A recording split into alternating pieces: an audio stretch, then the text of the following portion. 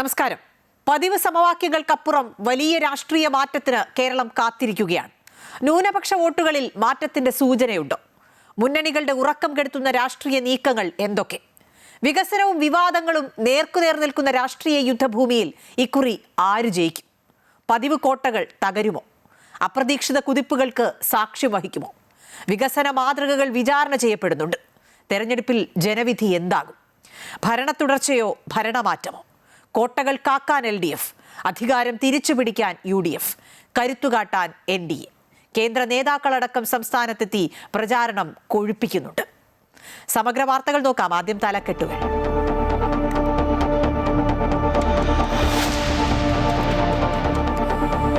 കേരളം വിധി എഴുതാൻ ഇനി 6 നാൾ. പ്രചാരണം ശക്തമാക്കി മുന്നണികൾ. പ്രധാനമന്ത്രി നരേന്ദ്രമോദി നാളെ കേരളത്തിൽ. തിരുവനന്തപുരത്തും പത്തനംതിട്ടയിലും പ്രചാരണ പരിപാടികളിൽ പങ്കെടുക്കും. രാഹുൽ ഗാന്ധി, JP നദ്ദ, നിർമ്മല സീതാരാമൻ തുടങ്ങിയ ദേശീയ നേതാക്കളും നാളെ കേരളത്തിൽ. തളിപ്പറമ്പിലെയും പയ്യന്നൂരിലെയും CPM വിമതരെ വിമർശിച്ച് മുഖ്യമന്ത്രി പിണറായി വിജയൻ.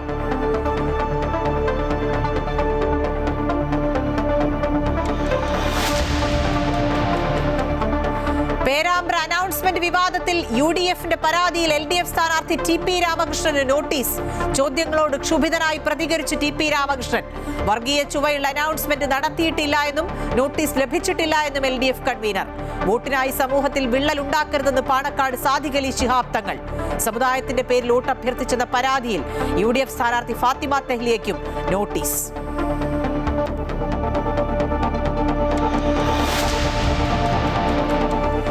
തമിഴ്നാട്ടിൽ സ്ഥാനാർത്ഥി പട്ടിക പ്രഖ്യാപിച്ച് BJPയും കോൺഗ്രസും. പരിചയസമ്പന്നരും പുതുമുഖങ്ങളും പട്ടികയിൽ. K അണ്ണാമലയ്ക്കും അനുകൂലികൾക്കും സീറ്റ് നൽകാതെ BJP. CSI ദക്ഷിണ കേരള മഹാ ഇടവക സെക്രട്ടറി TT പ്രവീണിനെ വിളവങ്കോട് സ്ഥാനാർത്ഥിയാക്കി കോൺഗ്രസ്.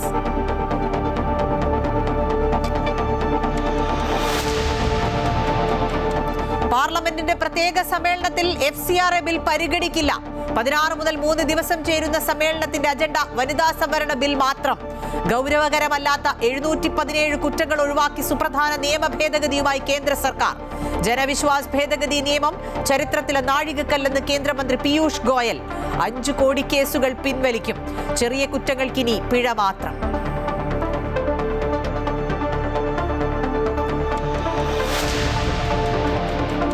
നേട്ടങ്ങളുടെ നെറുകയിൽ ഇന്ത്യ. തദ്ദേശീയമായി നിർമ്മിച്ച 3ാമത്തെ ആണവ ബാലിസ്റ്റിക് മിസൈൽ അന്തർവാഹിനി INS അരിധമൻ കമ്മീഷൻ ചെയ്തു. തദ്ദേശീയമായി നിർമ്മിച്ച അത്യാധുനിക സ്റ്റെൽത്ത് സാങ്കേതിക വിദ്യയുള്ള INS താരഗിരി കപ്പലും പ്രതിരോധ മന്ത്രി രാജ്നാഥ് സിംഗ് നാവികസേനയ്ക്ക് സമർപ്പിച്ചു.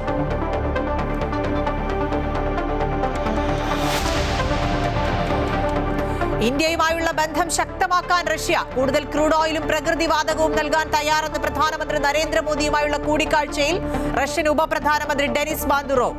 ഇറാനിൽ ആക്രമണം തുടർന്ന് അമേരിക്കയും ഇസ്രയേലും. കുവൈറ്റിലും അബുദാബിയിലും ഇറാന്റെ ആക്രമണം. അമേരിക്കൻ യുദ്ധവിമാനം ഇറാനിൽ തകർന്നു വീണതായി റിപ്പോർട്ട്. പൈലറ്റിനായി തെരച്ചിൽ ഊർജിതമാക്കി ഇറാൻ.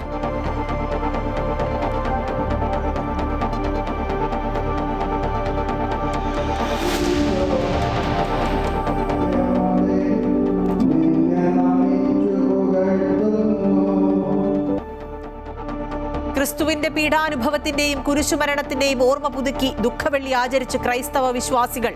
ദേവാലയങ്ങളിൽ പ്രത്യേക പ്രാർത്ഥനകളും കുരിശിന്റെ വഴിയും നടന്നു.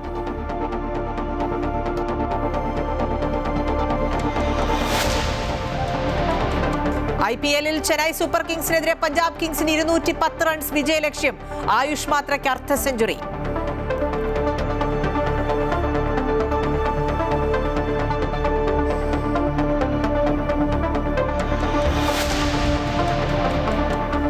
നാസയുടെ ആർട്ടിമസ് 2 പേടകം ഭൂമിയുടെ ഭ്രമണപഥം കടന്ന് ചന്ദ്രനിലേക്ക് നീങ്ങുന്നു.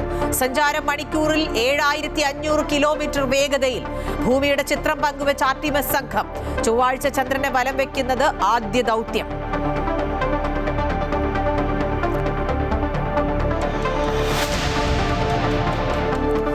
Story of the day. ശ്രീരംഗത്തെ പൂപ്പാടങ്ങൾ.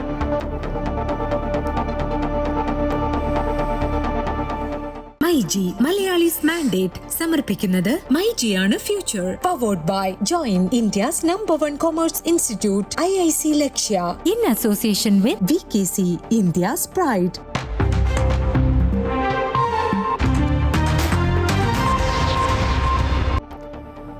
കേരളം പോളിംഗ് ബൂത്തിലേക്ക് എത്താൻ ഇനി 6 ദിവസം മാത്രമാണ് ബാക്കി. പ്രചാരണം അതിശക്തമായി കൊഴുപ്പിക്കുകയാണ് മുന്നണികൾ. ദേശീയ നേതാക്കളടക്കം സംസ്ഥാനത്തെത്തി പ്രചാരണം ശക്തമാക്കുന്നതാണ് ഓരോ ദിവസവും കാണുന്നത്. അധികാരം നിലനിർത്തുക എന്നത് മാത്രമാണ് LDF മുന്നിലെ നോട്ടം. അത് മാത്രമാണ് LDF കാണുന്നത്. UDF സംബന്ധിച്ച് 10 വർഷത്തിന് ശേഷം തിരിച്ചുവരവ് അനിവാര്യമാണ് എന്നുള്ളത് കൊണ്ട് തന്നെ അതിനുവേണ്ടിയായുള്ള കഠിന പരിശ്രമമാണ്. NDAക്ക് സംസ്ഥാനത്ത് വോട്ടുവിഹിതം വർദ്ധിപ്പിക്കുക, ഒപ്പം ചില സീറ്റുകളിൽ ജയിച്ചു കയറുക. ഏതായാലും പ്രചാരണ രംഗം ചൂടേറുകയാണ്. ദേശീയ നേതാക്കൾ പ്രചാരണ രംഗത്ത് സജീവമാകുമ്പോൾ ഏറ്റവും പ്രധാനമന്ത്രിയുടെ വരവാണ്. പ്രധാനമന്ത്രി നരേന്ദ്രമോദിയും രാഹുൽ ഗാന്ധിയും നാളെ വീണ്ടും പ്രചാരണത്തിനായി സംസ്ഥാനത്തെത്തുകയാണ്. തിരുവല്ലയിൽ പൊതുസമ്മേളനത്തെ അഭിസംബോധന ചെയ്യുന്ന പ്രധാനമന്ത്രി തിരുവനന്തപുരത്ത് റോഡ് ഷോയിലും പങ്കെടുക്കുന്നുണ്ട്. ആലപ്പുഴ, ഇടുക്കി, എറണാകുളം ജില്ലകളിലെ പ്രചാരണ പരിപാടികളിലാണ് രാഹുൽ ഗാന്ധി പങ്കെടുക്കുന്നത്.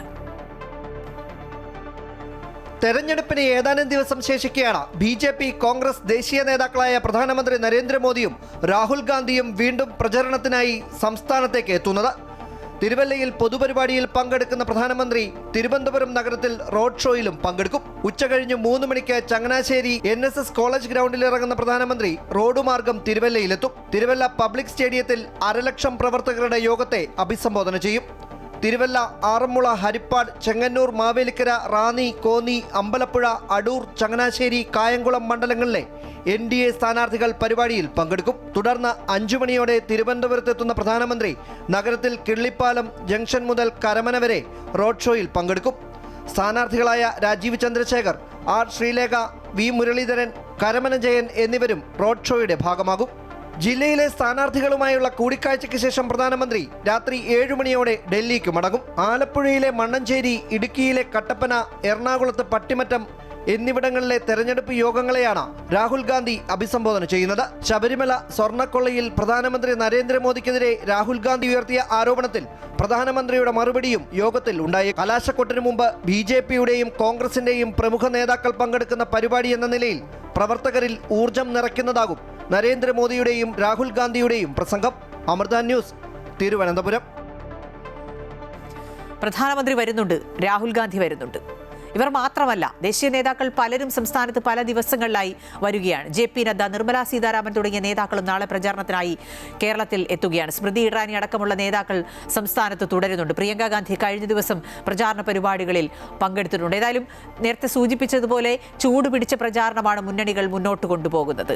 തെരഞ്ഞെടുപ്പിന്റെ വിശേഷങ്ങൾ പങ്കുവയ്ക്കാൻ രജിത് കുമാർ കൂടിയുണ്ട്. രജിത്, വിവാദങ്ങൾ ധാരാളം ഉയർന്നു വരുന്ന ഒരു തെരഞ്ഞെടുപ്പ് കാലമാണിത്.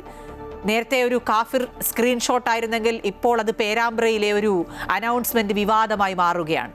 ഇതോടൊപ്പം തന്നെ പല വിഷയങ്ങൾ നേരത്തെ ഡീലായിരുന്നെങ്കിൽ പുതിയ വിഷയങ്ങൾ കണ്ടെത്തുകയാണ്. ഇനി 6 ദിവസത്തേക്ക് എന്തൊക്കെ വിഷയങ്ങളാണ് സംസ്ഥാനത്ത് വരിക? രാഷ്ട്രീയ കേരളം ഇപ്പോൾ ശരിക്കും ചർച്ച ചെയ്യുന്നത് വികസനം തന്നെയാണോ?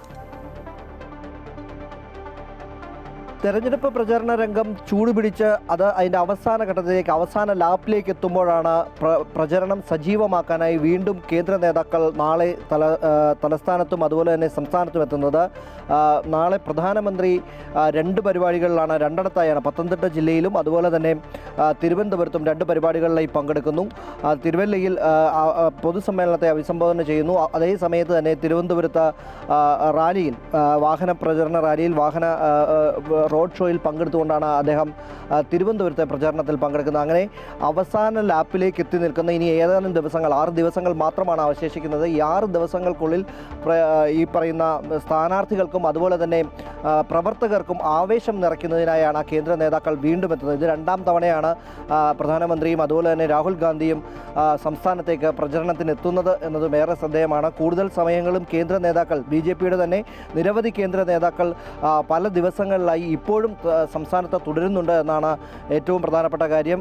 JP നദ്ദ ഉൾപ്പെടെയുള്ള ആളുകൾ ഇന്നത്തെ റോഡ് ഷോയിൽ പങ്കെടുത്തിരുന്നു. കേന്ദ്രമന്ത്രിമാർ ഉൾപ്പെടെയുള്ളവർ റോഡ് ഷോകളിൽ, വിവിധ സ്ഥലങ്ങളിൽ റോഡ് ഷോകളിൽ പങ്കെടുക്കുകയാണ്. BJP ഇത്തവണ കേരളത്തിൽ വലിയൊരു പ്രതീക്ഷ വെച്ചു പുലർത്തുന്നുണ്ട്. അത്തരത്തിലുള്ള സീറ്റുകളിൽ തന്നെ കൂടുതൽ കേന്ദ്ര നേതാക്കന്മാരെ പങ്കെടുപ്പിച്ചുകൊണ്ട് ജനങ്ങൾക്കിടയിലേക്ക് പ്രചരണം സജീവമാക്കുന്നതിൻ്റെ ഭാഗമായി തന്നെയാണ് പ്രധാനമന്ത്രി പങ്കെടുക്കുന്നത്. നാളെ നേതാക്കളെ, തിരുവനന്തപുരത്തെ ജില്ലയിലെ സ്ഥാനാർത്ഥികൾ സ്ഥാനാർത്ഥികളെ പ്രധാനമന്ത്രി നേരിട്ട് കാണുന്നുമുണ്ട്. കണ്ടതിന് ശേഷമാണ് അദ്ദേഹം നാളെ തിരികെ പോകുന്നത്, പ്രചാരണ പരിപാടികളിൽ പങ്കെടുത്തതിന് ശേഷം. അതേ സമയത്ത് തന്നെ നാളെ 3 ജില്ലകളിലായാണ് രാഹുൽ ഗാന്ധി പങ്കെടുക്കുന്നത്. ഇടുക്കിയിലും ആലപ്പുഴയിലും അതുപോലെ തന്നെ എറണാകുളം ജില്ലയിലും 3 പരിപാടികളിലായി രാഹുൽ ഗാന്ധിയും പങ്കെടുക്കുകയാണ്. അങ്ങനെ കേന്ദ്ര നേതാക്കളൊക്കെ വളരെ കളമറിഞ്ഞ് പ്രവർത്തിച്ച അല്ലെങ്കിൽ വന്ന് പ്രചാരണം നടത്തിയിട്ടുള്ള ഒരു പ്രചരണ തെരഞ്ഞെടുപ്പ് ആണ് ഇപ്പോൾ നടക്കുന്നത് എന്നാണ് ഏറ്റവും പ്രധാനം. വളരെ കുറച്ച് ദിവസം മാത്രമേ ഉണ്ടായിരുന്നുള്ളൂ എങ്കിൽ തന്നെയും പ്രചരണം വളരെ സജീവമായി തന്നെ പോയി. അതേ സമയത്ത് തന്നെയാണ് മറ്റ് വിവാദങ്ങളൊക്കെയും തന്നെ ഈ അവസാന ലാപ്പിൽ ഉയർന്നു വരുന്നു എന്നത്. അനൗൺസ്മെൻറ്റ് വിവാദം ഉൾപ്പെടെ പേരാമ്പ്രയിൽ നിന്ന് ഉയർന്നു വരുന്നു. അതേ സമയത്ത് തന്നെ ബി ഗോപാലകൃഷ്ണൻ്റെ ഗുരുവായൂരിൽ നിന്നുള്ള വിവാദം, അതിനെതിരെയും തെരഞ്ഞെടുപ്പ് കമ്മീഷന് പരാതി നൽകുന്നു. വിവിധ ഭാഗങ്ങളിൽ തെരഞ്ഞെടുപ്പ് കമ്മീഷന് ഇത്തരത്തിൽ പരാതികൾ നൽകുകയാണ്. പത്തനംതിട്ടയിൽ ആറന്മുള മണ്ഡലത്തിലും തെരഞ്ഞെടുപ്പ് കമ്മീഷനെ സമീപിക്കുകയാണ് LDF സ്ഥാനാർത്ഥിയും മുൻ മന്ത്രിയുമായുള്ള വീണ ജോർജ്. അങ്ങനെ പല കാരണങ്ങൾ, പല പ്രശ്നങ്ങൾ ഉയർത്തിക്കൊണ്ട് വന്ന് തെരഞ്ഞെടുപ്പ് കമ്മീഷനെ പരസ്പരം സമീപിക്കുകയാണ് ഓരോ മുന്നണികളും. എന്തുതന്നെയായാലും തെരഞ്ഞെടുപ്പ് പ്രചാരണം സജീവമായി തന്നെ മുന്നോട്ട് പോകുന്നു. അത് അവസാന ലാപ്പിലേക്ക് എത്തുമ്പോൾ കൂടുതൽ കേന്ദ്ര നേതാക്കളെ സംസ്ഥാനത്തേക്ക് എത്തിച്ച് പ്രചരണത്തിൻ്റെ ചൂടും അതുപോലെ തന്നെ തീവ്രതയും വർദ്ധിപ്പിക്കുകയാണ് ഓരോ മുന്നണികളും. പരമാവധി വോട്ട് നേടുക എന്ന ലക്ഷ്യത്തോടു കൂടി തന്നെ, ഒപ്പം തന്നെ സമ്മർദ്ദതന്ത്രമെന്ന നിലയിൽ ഇത്തരം തെരഞ്ഞെടുപ്പ് കമ്മീഷനുള്ള പരാതികളും പൊക്കൊണ്ടിരിക്കുകയാണ്. പ്രചരണം ആ രീതിയിൽ തന്നെ ചൂടുപിടിച്ച് മുന്നോട്ട് പോവുകയാണ്. ശരി, രജിത്ത് സൂചിപ്പിച്ച പോലെ എല്ലാം സമ്മർദ്ദ തന്ത്രങ്ങൾ എന്നുള്ള തരത്തിൽ തെരഞ്ഞെടുപ്പ് കമ്മീഷന് പരാതികൾ പോകുന്നു, നോട്ടീസ് വരുന്നു, വിവാദങ്ങൾ അങ്ങനെ കൊഴുക്കുന്നു. വികസനം കാര്യമായി ചർച്ച ചെയ്യപ്പെടുന്നില്ല. ഈ പ്രകടന പത്രിക പുറത്തിറക്കിയപ്പോൾ മാത്രമുണ്ടായിരുന്ന ഒരു ദിവസത്തെ ചർച്ചയ്ക്കപ്പുറം കാര്യങ്ങൾ വീണ്ടും പഴയപടിയാവുകയാണ്. വിവാദങ്ങളിൽ മാത്രം ഒതുങ്ങുകയാണോ സംസ്ഥാനത്തെ തെരഞ്ഞെടുപ്പ് എന്നുള്ള സംശയം സ്വാഭാവികമായും ഉയരും. ഇനി പ്രധാനപ്പെട്ട മറ്റൊരു വാർത്തയിലേക്കാണ്. ജി സുധാകരനെ ലക്ഷ്യം വെച്ച് ആലപ്പുഴയിൽ നേരത്തെ മുഖ്യമന്ത്രി പറഞ്ഞിരുന്നു, പാർട്ടിയും വിമതർക്കുമെതിരെയുള്ള രൂക്ഷ വിമർശനം. അതായത് അവസരവാദികളെ ഒരിക്കലും ജനം അംഗീകരിക്കില്ല, പാർട്ടി അംഗീകരിക്കില്ല, അണികൾ അംഗീകരിക്കില്ല. അതായിരുന്നു അന്ന് ജി സുധാകരനെതിരെ പറഞ്ഞത്. അത് തന്നെയാണ് ഇന്ന് കണ്ണൂരിലും വിമർശനമായി മുഖ്യമന്ത്രി ഉയർത്തിയത്. തളിപ്പറമ്പിലും പയ്യന്നൂരിലും വിമതർക്കെതിരെയായിരുന്നു ആ വിമർശനം ഉയർത്തിയത്. പാർട്ടി വിട്ടവർ അവസരവാദികളെന്ന് ഒരിക്കൽ കൂടി പിണറായി വിജയൻ പറയുകയായിരുന്നു. പയ്യന്നൂരിൽ ഒരു ചുക്കും സംഭവിക്കില്ല എന്നുകൂടി പറഞ്ഞായിരുന്നു മുഖ്യമന്ത്രിയുടെ പ്രസംഗം. കണ്ണൂരിലെ തെരഞ്ഞെടുപ്പ് പ്രചരണത്തിനെത്തിയ പിണറായി വിജയൻ രൂക്ഷമായിട്ടാണ് CPM വിമതർക്കെതിരെ നിലപാട് വ്യക്തമാക്കിയത്. തളിപ്പറമ്പിൽ കോൺഗ്രസ് അവസരവാദത്തിന്റെ മൂർത്തിരൂപത്തെ കൂടെ നിർത്തി മത്സരിപ്പിക്കുന്നു. മാന്യമായ രാഷ്ട്രീയ പോരാട്ടം നടത്തി തോൽക്കാമായിരുന്നു. അവസരവാദികൾ LDFന് ഒരു പോറൽ പോലും ഉണ്ടാക്കില്ല എന്നും പിണറായി വിജയൻ തുറന്നടിച്ചു. അവസരവാദത്തിന്റെ മൂർത്തീകരണത്തെ കൂടെ നിർത്തി LDFനെ നേരിടാൻ പറ്റുമെന്നാണ് നോക്കുന്നത്.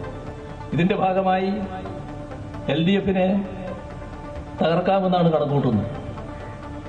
LDFനെ അവസരവാദികൾ ഒരു പോറലും ഉണ്ടാക്കില്ല.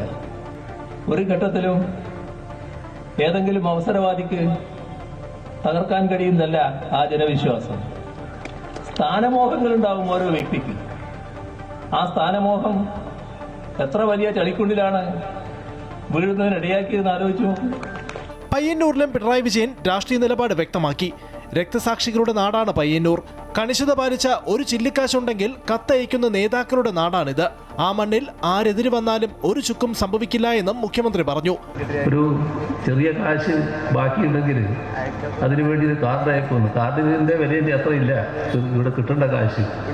അത്ര കണിശത പാലിക്കുന്ന നേതാക്കന്മാർ ഇവിടെ ഉണ്ടായ സ്ഥലമാണിത്. അവരുടെ മാതൃക പിൻപറ്റിക്കൊണ്ടാണ് ഈ പ്രസ്ഥാനം ഇവിടെ പ്രവർത്തിച്ചു വന്നത്. പയ്യന്നൂരിലും തളിപ്പറമ്പിലും CPM വിട്ട മുതിർന്ന നേതാക്കളുടെ പേര് പറയാതെയായിരുന്നു മുഖ്യമന്ത്രിയുടെ വിമർശനം. അമൃത ന്യൂസ്, കണ്ണൂർ.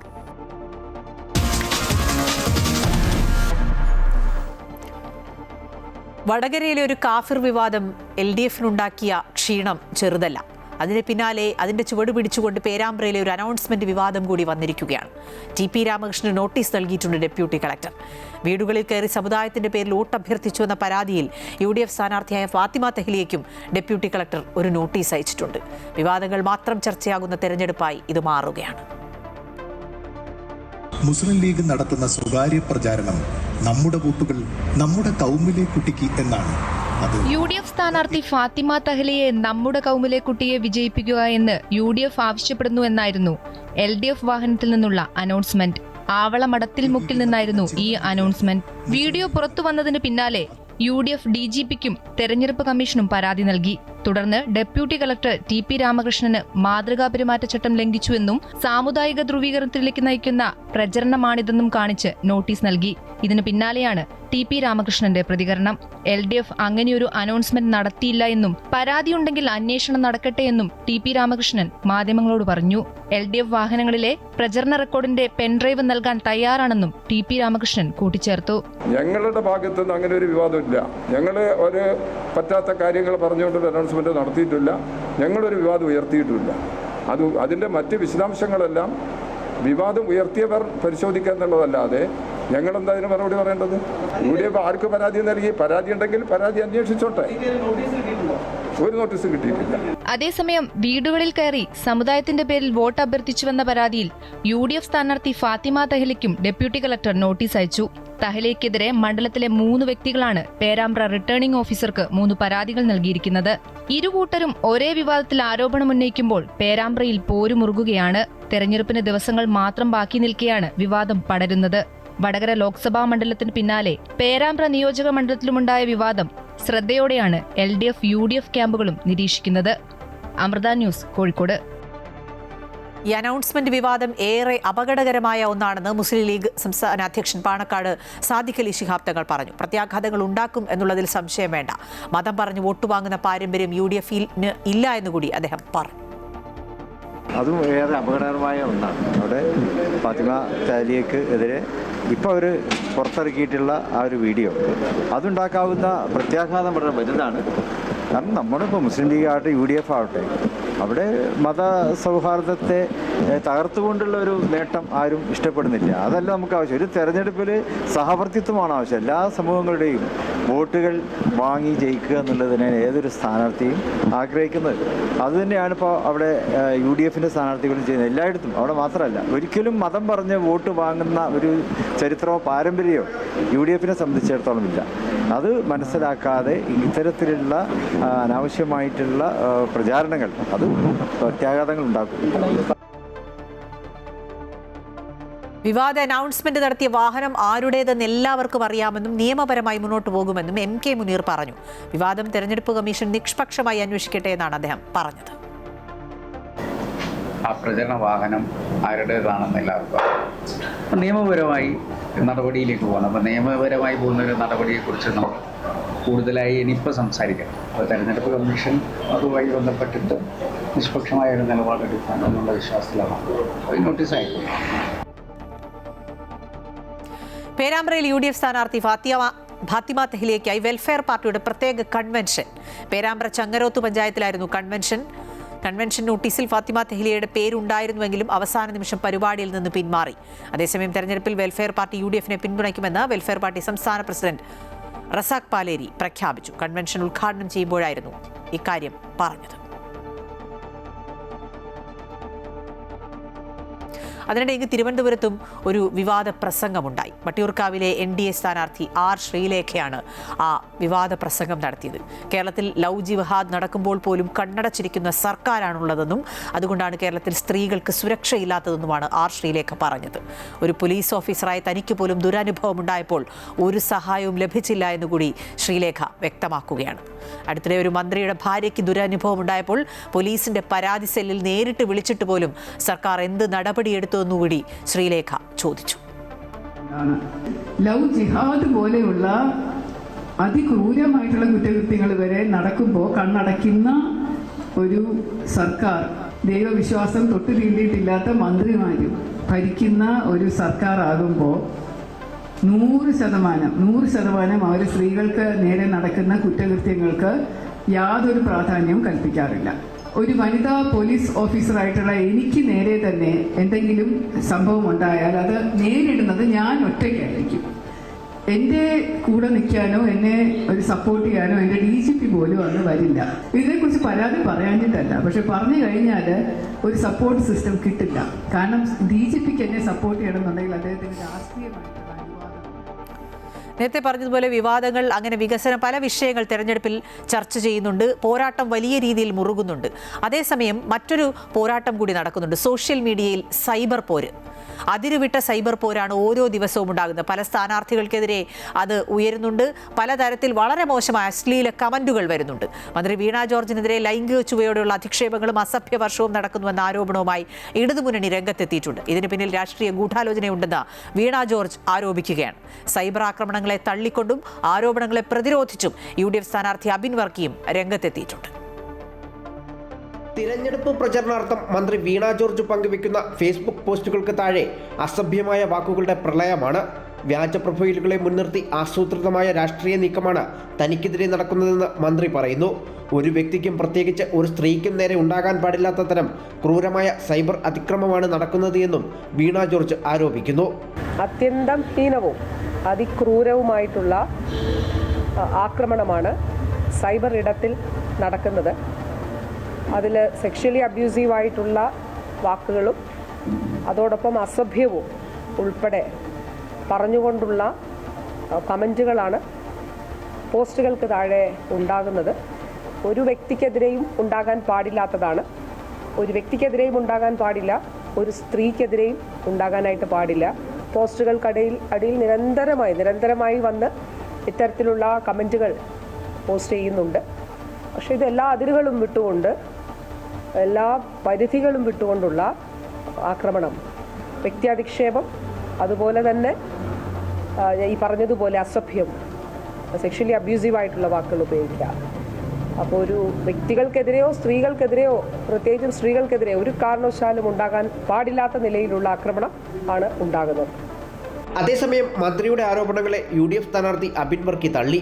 സൈബർ ആക്രമണം ആര് നടത്തിയാലും അത് പ്രാകൃതമാണെന്നും തങ്ങൾ അതിനെ പിന്തുണയ്ക്കുന്നില്ലെന്നും അബിൻ വ്യക്തമാക്കുന്നു. ശ്രീമതി വീണ ജോർജിന്റെ ഫേസ്ബുക്ക് പോസ്റ്റിന്റെ താഴെയുള്ള കമന്റും എൻ്റെ ഫേസ്ബുക്ക് പോസ്റ്റിന്റെ താഴെയുള്ള കമന്റും നോക്കണം. രണ്ടും കമ്പയർ ചെയ്തിട്ട് ഏതാണ് ശരിക്കുമുള്ള സൈബർ ആക്രമണം നിങ്ങൾ നോക്കണം. ഞാൻ വേണമെങ്കിൽ എൻ്റെ ഫേസ്ബുക്ക് പോസ്റ്റിന്റെ കമന്റ് അങ്ങ് അയച്ചു തരാം. അത് സാധാരണ ഇത് കാണിക്കാൻ പറ്റില്ല. കാരണം ശ്രീമതി വീണ ജോർജിന്റെ കമന്റ് എന്നുള്ള രീതിയിൽ ഒരു പാരഗ്രാഫ് ഉണ്ടെങ്കിൽ അതിന്റെ കുറച്ച് വാക്കുകളെങ്കിലും കാണിക്കുക. എൻ്റെ ഒട്ടും കാണിക്കാൻ പോലും പറ്റാത്ത അവസ്ഥയിലാണ്.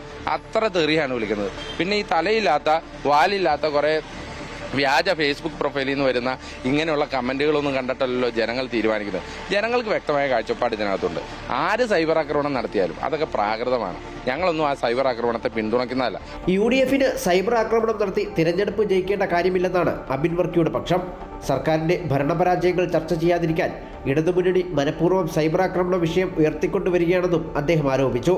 തനിക്കെതിരെയും മോശമായ കമന്റുകൾ വരുന്നുണ്ടെന്നും തലയില്ലാത്ത വ്യാജ പ്രൊഫൈലുകളുടെ കമന്റ് നോക്കിയല്ല ജനങ്ങൾ വോട്ട് രേഖപ്പെടുത്തുന്നതെന്നും അബിൻ കൂട്ടിച്ചേർത്തു.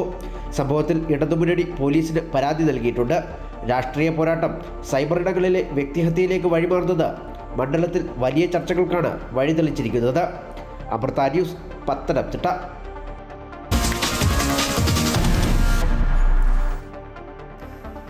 കേരളത്തിന് പിന്നാലെ തെരഞ്ഞെടുപ്പ് നടക്കുന്ന സംസ്ഥാനമാണ് തമിഴ്നാട്. സ്ഥാനാർത്ഥികളെയൊക്കെ പ്രഖ്യാപിക്കുകയാണ് ഓരോ മുന്നണികളും. നിയമസഭയിലേക്കുള്ള 27 വീതം സ്ഥാനാർത്ഥികളെയാണ് BJPയും കോൺഗ്രസും ഇന്ന് പ്രഖ്യാപിച്ചത്. പരിചയസമ്പന്നരും പുതുമുഖങ്ങളും ഒക്കെ പട്ടികയിൽ ഇടം പിടിച്ചിട്ടുണ്ട്. BJPക്കായി കേന്ദ്രമന്ത്രി L. മുരുകൻ, മുൻ ഗവർണർ തമിഴിസൈ സൗന്ദരരാജൻ, സംസ്ഥാന അധ്യക്ഷൻ നയിനാർ നാഗേന്ദ്രൻ എന്നിവർ മത്സരരംഗത്തെത്തുമ്പോൾ സംസ്ഥാന അധ്യക്ഷൻ K. സെൽവ പെരുന്തുകൈ, S. രാജേഷ് കുമാർ തുടങ്ങിയ സ്ഥാനാർത്ഥികളെയാണ് കോൺഗ്രസ് പട്ടികയിൽ ഇടം നൽകിയിട്ടുള്ളത്. അതേസമയം ജയസാധ്യതയുള്ള ചില സ്ഥാനാർത്ഥികളെ കോൺഗ്രസ് ഒഴിവാക്കിയെന്നുള്ള ആരോപണം കൂടി ഉയർന്നു വരുന്നുണ്ടെന്നാണ് മനസ്സിലാക്കുന്നത്. BJPയുടെ ആദ്യഘട്ട സ്ഥാനാർത്ഥി പട്ടികയാണ് പുറത്തിറങ്ങിയത്. കേന്ദ്രമന്ത്രി L. മുരുകൻ അവിനാശിയിൽ മത്സരിക്കും. മുൻ ഗവർണർ തമിഴിസൈ സൗന്ദരരാജൻ ചെന്നൈ മൈലാപ്പൂരിലും സംസ്ഥാന അധ്യക്ഷൻ നയിനാർ നാഗേന്ദ്രൻ സാത്തൂരിലുമാണ് ജനവിധി തേടുക. മുൻ അധ്യക്ഷൻ K. അണ്ണാമലൈ ഇത്തവണ മത്സരരംഗത്തില്ല. കോയമ്പത്തൂർ നോർത്ത് മണ്ഡലത്തിനായി അദ്ദേഹം താൽപര്യം പ്രകടിപ്പിച്ചിരുന്നെങ്കിലും പാർട്ടി വാനതി ശ്രീനിവാസനെ കോയമ്പത്തൂർ നോർത്തിലെ സ്ഥാനാർത്ഥിയാക്കി. തെരഞ്ഞെടുപ്പിൽ സ്ഥാനാർത്ഥിയാകാതെ പാർട്ടിയുടെ പ്രചാരണ പ്രവർത്തനങ്ങളിൽ ശ്രദ്ധ കേന്ദ്രീകരിക്കാനാണ് നീക്കമെന്നാണ് വിവരം. കോൺഗ്രസും സ്ഥാനാർത്ഥികളുടെ പട്ടിക പുറത്തുവിട്ടു. DMK സഖ്യത്തിന്റെ ഭാഗമായി 28 സീറ്റുകളിലാണ് കോൺഗ്രസ് മത്സരിക്കുന്നത്. ഇതിൽ 27 മണ്ഡലങ്ങളിലെ സ്ഥാനാർത്ഥികളെയാണ് പ്രഖ്യാപിച്ചത്. സംസ്ഥാന അധ്യക്ഷൻ സെൽവ പെരുന്തുകൈ ശ്രീപെരുമ്പത്തൂരിൽ മത്സരിക്കും. വേളാച്ചേരിയിൽ JMH ആസൻ മൗലാന, ഷോറിംഗൂരിൽ നിന്ന് AM മുനിരത്നം തുടങ്ങിയവർ മത്സരിക്കുന്നുണ്ട്. സ്ഥാനാർത്ഥിയെ പ്രഖ്യാപിക്കാനുള്ളത് മേലൂർ മണ്ഡലത്തിലാണ്. കോൺഗ്രസിന്റെ ഉറച്ച കോട്ടയായ വിളവൻകോട് മണ്ഡലത്തിൽ പാർട്ടിയുടെ യുവമുഖം ടി പ്രവീൺ ജനവിധി തേടും. CSI ദക്ഷിണ കേരള മഹാ ഇടവകയുടെ അഡ്മിനിസ്ട്രേറ്റീവ് സെക്രട്ടറിയായി സേവനമനുഷ്ഠിച്ച പ്രവീൺ കന്യാകുമാരി ജില്ലയിലെയും ദക്ഷിണ കേരളത്തിലെയും CSI വിശ്വാസികൾക്കിടയിൽ വലിയ ജനസ്വാധീനമുള്ള നേതാവാണ്. ഈ സമുദായത്തിന് വലിയ വോട്ട് ബാങ്കുള്ള വിളവൻകോട് മണ്ഡലത്തിൽ അദ്ദേഹത്തെ സ്ഥാനാർത്ഥിയാക്കിയതിനു പിന്നിലെ പ്രധാന ഘടകവും ഇതുതന്നെയാണ്. News desk Amrita TV. ഈ മാസം 16 മുതൽ 3 ദിവസം പാർലമെന്റ് പ്രത്യേക സമ്മേളനം ചേരുകയാണ്. FCRA ബിൽ പരിഗണിക്കാനുള്ള ഒരു സാധ്യതയൊക്കെ നേരത്തെ പറഞ്ഞിരുന്നു. എന്നാൽ ഈ പാർലമെന്റ് പ്രത്യേക സമ്മേളനത്തിൽ FCRA ബിൽ പരിഗണിക്കുന്നില്ല. വനിതാ സംവരണ ബിൽ ചർച്ച ചെയ്യുക എന്നുള്ളത് മാത്രമാണ് ഈ സമ്മേളനത്തിന്റെ പ്രധാന അജണ്ട. 2011 സെൻസസിന്റെ അടിസ്ഥാനത്തിൽ മണ്ഡല പുനർനിർണയം നടത്തി 33% വനിതാ സംവരണം നിശ്ചയിക്കും. അടുത്ത പൊതുതെരഞ്ഞെടുപ്പിന് മുൻപേ വനിതാ സംവരണം നടപ്പാക്കാൻ ആവശ്യമായ ഭരണഘടനാ ഭേദഗതി ബിൽ അവതരിപ്പിച്ച് പാസാക്കുകയാണ് ഈ മാസം 16 മുതൽ 3 ദിവസം ചേരുന്ന പാർലമെന്റ് സമ്മേളനത്തിന്റെ ഉദ്ദേശം. നേരത്തെ നിശ്ചയിച്ച പ്രകാരം വ്യാഴാഴ്ച അവസാനിക്കേണ്ടിയിരുന്ന ബജറ്റ് സമ്മേളനം താൽക്കാലികമായി നിർത്തിവെച്ചാണ് ഈ മാസം 16-ന് വീണ്ടും ചേരും എന്നറിയിച്ചത്. 3 ദിവസത്തെ പ്രത്യേക സമ്മേളനത്തിൽ വനിതാ സംവരണ ബിൽ മാത്രമാണ് അജണ്ട എന്ന് കേന്ദ്ര സർക്കാർ അറിയിച്ചതോടെ FCRA ബിൽ പരിഗണിക്കില്ല എന്നുറപ്പായി. 3 ദിവസത്തെ പ്രത്യേക സമ്മേളനത്തിൽ ചോദ്യോത്തരവേളയും ശൂന്യവേളയും ഉണ്ടാകില്ല എന്ന് ലോക്സഭാ സ്പീക്കർ ഓം ബിർള വ്യക്തമാക്കിയിരുന്നു. നിലവിലെ സെൻസസ് പ്രകാരമുള്ള മണ്ഡല പുനർവിഭജനം പൂർത്തിയായ ശേഷമേ വനിതാ സംവരണം നിശ്ചയിക്കാനാകൂ. ഇത് മാറ്റിയെടുക്കാനാണ് പുതിയ ഭരണഘടനാ ഭേദഗതി ബിൽ കൊണ്ടുവരുന്നത്. 2011 സെൻസസിന്റെ അടിസ്ഥാനത്തിൽ മണ്ഡല വിഭജനം നടത്തി 33% വനിതാ സംവരണം നിശ്ചയിക്കും. ഇതോടെ ലോക്സഭാ സീറ്റുകളുടെ എണ്ണം 540-ൽ നിന്നും 816 ആകും. ഇതിൽ വനിതകളുടെ എണ്ണം 273 ആയിരിക്കും. ഭരണഘടനാ ഭേദഗതി ബിൽ പാസാക്കുന്നതിന് പാർലമെന്റിൽ മൊത്തം ഹാജരായ അംഗങ്ങളിൽ 2/3 ഭൂരിപക്ഷം വേണം. വനിതാ സംവരണ ബിൽ അവതരിപ്പിക്കുന്നതിന് മുൻപായി കേന്ദ്ര സർക്കാർ സർവകക്ഷി യോഗം വിളിച്ചു ചേർത്തേക്കും. അമൃത ന്യൂസ്, ന്യൂഡൽഹി. രാജ്യത്തെ ബിസിനസ് മേഖലയിലെ സാഹചര്യം മെച്ചപ്പെടുത്തുന്നതിനായി നിയമവ്യവസ്ഥകളിൽ മാറ്റം വരുത്തുകയാണ് കേന്ദ്ര സർക്കാർ. വിവിധ നിയമങ്ങളിലുള്ള 717 നിസ്സാര കുറ്റങ്ങളെ ക്രിമിനൽ നടപടികളിൽ നിന്ന് ഒഴിവാക്കി. പഴയ നിയമപ്രകാരം ജയിൽ ശിക്ഷ വരെ ലഭിക്കാവുന്ന സാങ്കേതിക പിഴവുകൾ ഇനി സാമ്പത്തിക കുറ്റമായി കണക്കാക്കും. ഇതോടെ 5 കോടിയോളം കേസുകൾ പിൻവലിക്കപ്പെടും. നിയമമാറ്റത്തിനുള്ള ജൻവിശ്വാസ് ബിൽ രാജ്യസഭ കഴിഞ്ഞ ദിവസം പാസാക്കിയിരുന്നു. ചെറുകിട വ്യവസായങ്ങൾക്കും സംരംഭകർക്കും ആശ്വാസം നൽകുന്നതാണ് പുതിയ നിയമമെന്നും കുറ്റകൃത്യത്തിന്റെ ഗൗരവമനുസരിച്ച് പിഴത്തുകയിൽ മാറ്റമുണ്ടാകുമെന്നും കേന്ദ്ര സർക്കാർ വ്യക്തമാക്കിയിട്ടുണ്ട്.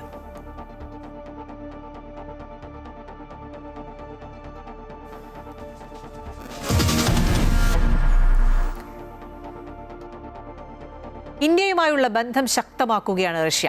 കൂടുതൽ ക്രൂഡ് ഓയിലും പ്രകൃതിവാതകവും നൽകാൻ തയ്യാറാണെന്ന് പ്രധാനമന്ത്രി നരേന്ദ്രമോദിയുമായുള്ള കൂടിക്കാഴ്ചയിൽ റഷ്യൻ ഉപപ്രധാനമന്ത്രി ഡെനിസ് മാദുറോവ് അറിയിച്ചിട്ടുണ്ട്.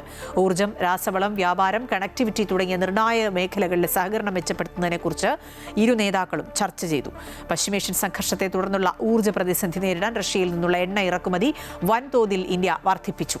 ഫെബ്രുവരി മാസത്തെ അപേക്ഷിച്ച് മാർച്ചിൽ റഷ്യൻ ക്രൂഡ് ഓയിലിന്റെ ഇറക്കുമതിയിൽ 90% വർധനവാണ് ഉണ്ടായിട്ടുള്ളത്. പശ്ചിമേഷ്യയിലെ സംഘർഷം അവസാനിക്കുന്നില്ല എന്നാണ് ഓരോ റിപ്പോർട്ടുകളും സൂചിപ്പിക്കുന്നത്. അമേരിക്കൻ യുദ്ധവിമാനം ഇറാനിൽ തകർന്നു വീണു. രക്ഷപ്പെട്ട പൈലറ്റിനായുള്ള തെരച്ചിൽ ഊർജിതമാക്കിയിട്ടുണ്ട്. ശത്രു പൈലറ്റിനെ ജീവനോടെ പിടികൂടി പോലീസിനോ സൈന്യത്തിനോ കൈമാറുന്നവർക്ക് വിലപിടിപ്പുള്ള പ്രതിഫലം നൽകുമെന്ന് ഇറാൻ അറിയിച്ചിട്ടുണ്ട്. ഇതിനിടയിൽ ഇറാന്റെ സ്റ്റീൽ ഉൽപ്പാദന ശേഷിയുടെ 70% നശിപ്പിച്ചുവെന്ന് ഇസ്രയേൽ അവകാശപ്പെട്ടു. അതേസമയം അബുദാബിക്ക് നേരെയുണ്ടായ ഇറാന്റെ മിസൈൽ ഡ്രോൺ ആക്രമണങ്ങളിൽ 5 ഇന്ത്യക്കാരടക്കം 12 പേർക്ക് പരിക്കേറ്റതായ റിപ്പോർട്ടുകളുണ്ട്. തെക്കു പടിഞ്ഞാറൻ ഇറാനിലാണ് അമേരിക്കൻ യുദ്ധവിമാനം തകർന്നു വീണത്. പൈലറ്റ് പാരച്യൂട്ട് വഴി പുറത്തു കടന്നതായി ഇറാനിയൻ സ്റ്റേറ്റ് ടിവിയെ ഉദ്ധരിച്ച് വാർത്താ ഏജൻസിയായ AP റിപ്പോർട്ട് ചെയ്തു. ശത്രു പൈലറ്റിനെയോ പൈലറ്റുമാരെയോ ജീവനോടെ പിടികൂടി പോലീസിനോ സൈന്യത്തിനോ കൈമാറുന്നവർക്ക് വിലപിടിപ്പുള്ള പ്രതിഫലം നൽകുമെന്ന് സ്റ്റേറ്റ് TV അറിയിച്ചു. ഇതിനിടെ ഇസ്രായേൽ ആക്രമണങ്ങൾ ഇറാന്റെ സ്റ്റീൽ ഉൽപ്പാദന ശേഷിയുടെ 70% നശിപ്പിച്ചുവെന്നും ഇത് ആയുധങ്ങൾ നിർമ്മിക്കാനുള്ള അവരുടെ കഴിവിനെ കാര്യമായി തടസ്സപ്പെടുത്തിയെന്നും പ്രധാനമന്ത്രി ബെന്യാമിൻ നെതന്യാഹു പറഞ്ഞു. അമേരിക്കൻ സുഹൃത്തുക്കളുമായി ചേർന്ന് ഇറാനിലെ ഭീകര ഭരണകൂടത്തെ ഞങ്ങൾ തകർക്കുന്നത് തുടരുകയാണെന്നും പാലങ്ങൾ, അടിസ്ഥാന സൗകര്യങ്ങൾ എന്നിവ ബോംബിടുന്നുവെന്നും നെതന്യാഹു ഒരു വീഡിയോ പ്രസ്താവനയിൽ പറഞ്ഞു. അതേസമയം അബുദാബിക്ക് നേരെയുണ്ടായ ഇറാന്റെ മിസൈൽ ഡ്രോൺ ആക്രമണങ്ങളിൽ 5 ഇന്ത്യക്കാരടക്കം 12 പേർക്ക് പരിക്കേറ്റതായി UAE പ്രതിരോധ മന്ത്രാലയത്തെ ഉദ്ധരിച്ച് മാധ്യമങ്ങൾ റിപ്പോർട്ട് ചെയ്യുന്നു. തകർക്കപ്പെട്ട മിസൈലുകളുടെ അവശിഷ്ടങ്ങൾ അജ്ബാൻ മേഖലയിൽ പതിച്ചാണ് അപകടമുണ്ടായത്. പരിക്കേറ്റ 7 നേപ്പാൾ സ്വദേശികളിൽ ഒരാളുടെ നില ഗുരുതരമാണെന്നും ഔദ്യോഗിക വൃത്തങ്ങൾ അറിയിച്ചു. മിസൈൽ അവശിഷ്ടങ്ങൾ വീണതിനെ തുടർന്ന് ഹബ്ഷാൻ ഗ്യാസ് പ്ലാന്റിലുണ്ടായ വൻ തീപിടുത്തം അഗ്നിശമന സേന നിയന്ത്രണ വിധേയമാക്കി. മുൻകരുതൽ നടപടിയുടെ ഭാഗമായി പ്ലാന്റിലെ പ്രവർത്തനങ്ങൾ താൽക്കാലികമായി നിർത്തിവെച്ചു. News desk Amrita news. കുവൈറ്റിലെ എണ്ണ ശുദ്ധീകരണശാലകളിലൊന്നായ മിന അഹമ്മദി റിഫൈനറിക്ക് നേരെ ഇന്ന് പുലർച്ചെ ഡ്രോൺ ആക്രമണമുണ്ടായി. നിരവധി പ്രവർത്തന യൂണിറ്റുകളിൽ തീപിടുത്തമുണ്ടായതായി അധികൃതർ അറിയിച്ചു. തീപിടുത്തം നിയന്ത്രണ വിധേയമാക്കി. ആക്രമണത്തിൽ ആർക്കും പരിക്കേറ്റിട്ടില്ല. റിഫൈനറിക്ക് ചുറ്റുമുള്ള പ്രദേശങ്ങളിലെ വായുവിന്റെ ഗുണനിലവാരം നിരീക്ഷിക്കുന്നതിനായി പരിസ്ഥിതി പൊതു അതോറിറ്റിയുമായി ഏകോപനം നടത്തി വരികയാണ്. ആക്രമണത്തിന്റെ ഫലമായി ഇതുവരെ ഒരു പ്രതികൂല പാരിസ്ഥിതിക ആഘാതങ്ങളും കണ്ടെത്തിയിട്ടില്ല എന്ന് കുവൈറ്റ് പെട്രോളിയം കമ്പനി അറിയിച്ചു. റിഫൈനറി കൂടാതെ ജലശുദ്ധീകരണ കേന്ദ്രത്തിനും വൈദ്യുത നിലയത്തിനും നേരെയും ആക്രമണമുണ്ടായതായി അധികൃതർ അറിയിച്ചു. ഹോർമൂസ് കടലിടുക്കിലെ കപ്പൽ ഗതാഗതം സംരക്ഷിക്കുന്നതിനായി ബഹ്റൈൻ മുന്നോട്ട് വെച്ച പ്രമേയത്തിൽ ഐക്യരാഷ്ട്ര സുരക്ഷാ കൗൺസിൽ വോട്ടെടുപ്പ് നടത്തും. വാണിജ്യ കപ്പലുകളുടെ സുരക്ഷയ്ക്ക് ആവശ്യമായ എല്ലാ പ്രതിരോധ മാർഗങ്ങളും സ്വീകരിക്കാൻ അനുമതി നൽകുന്നതാണ് പ്രമേയം. സുരക്ഷിതമായി കടലിടുക്ക് കടക്കാനും സുരക്ഷാ മുൻകരുതൽ സ്വീകരിക്കാനും രാജ്യങ്ങൾക്ക് അവകാശമുണ്ടെന്നും ഇതിന് അന്താരാഷ്ട്ര നിയമ പിന്തുണ വേണമെന്നും ആവശ്യപ്പെട്ടാണ് ബഹ്റൈൻ പ്രമേയം കൊണ്ടുവന്നത്. ഗൾഫ് രാജ്യങ്ങളും അമേരിക്കയും പ്രമേയത്തെ പിന്തുണയ്ക്കുന്നുണ്ട്. ലോക താൽപര്യങ്ങൾ സംരക്ഷിക്കാൻ നിർണായകമായ തീരുമാനമുണ്ടാവണമെന്നാണ് ബഹ്റൈൻ വിദേശകാര്യമന്ത്രി UN കൗൺസിലിനോട് ആവശ്യപ്പെട്ടത്. എന്നാൽ സൈനിക ശക്തി ഉപയോഗിക്കാനുള്ള ഏത് നീക്കത്തെയും എതിർക്കുന്നതായി ചൈന നിലപാടെടുത്തു. റഷ്യയും ഫ്രാൻസും പ്രമേയത്തിലെ ചില വ്യവസ്ഥകളിൽ വിയോജിപ്പ് പ്രകടിപ്പിച്ചിട്ടുണ്ട്. സുരക്ഷാ കൗൺസിലിലെ 15 അംഗങ്ങളിൽ 9 വോട്ടുകളെങ്കിലും ലഭിക്കുകയും സ്ഥിരാംഗങ്ങളായ US, Russia, China, Britain, France എന്നിവർ വീറ്റോ ചെയ്യാതിരിക്കുകയും ചെയ്താൽ മാത്രമേ പ്രമേയം പാസ്സാകൂ. പ്രത്യേകം യോഗം ചേർന്നാണ് വോട്ടെടുപ്പ്. Arab League secretary general Ahmed Abul Gheit ബഹ്റൈന്റെ നീക്കത്തിന് പൂർണ്ണ പിന്തുണ പ്രഖ്യാപിച്ചിട്ടുണ്ട്. ഹോർമൂസ് കടലിടുക്ക് വീണ്ടും തുറക്കുന്നതിനെക്കുറിച്ച് ചർച്ച ചെയ്യാൻ ബ്രിട്ടന്റെ നേതൃത്വത്തിൽ കഴിഞ്ഞ ദിവസം 60-ലധികം രാജ്യങ്ങളുടെ യോഗം ചേർന്നിരുന്നു. ഗൾഫ് മേഖലയിൽ ചരക്ക് കപ്പലുകൾക്ക് നേരെയുണ്ടായ ആക്രമണങ്ങളിൽ നാവികരെ നഷ്ടപ്പെട്ട ഏക രാജ്യം ഇന്ത്യയാണെന്ന് വിക്രം മിസ്രി യോഗത്തിൽ ചൂണ്ടിക്കാട്ടി. മേഖലയിൽ അടിയന്തരമായി സംഘർഷം ലഘൂകരിക്കണമെന്നും സമുദ്ര സുരക്ഷ പുനഃസ്ഥാപിക്കണമെന്നും ഇന്ത്യ ആവശ്യപ്പെട്ടിട്ടുണ്ട്. ഇറാനുമായുള്ള യുദ്ധം ജയിച്ചെന്ന ട്രംപിന്റെ പ്രസ്താവനയ്ക്ക് പിന്നാലെ US army chief of staff Randy ജോർജിനെ പുറത്താക്കി. ഇക്കാര്യം പെന്റഗൺ സ്ഥിരീകരിച്ചു. കാലാവധി അവസാനിക്കാൻ 1 വർഷം ബാക്കി നിൽക്കെയാണ് പുറത്താക്കൽ. News desk Amrita TV.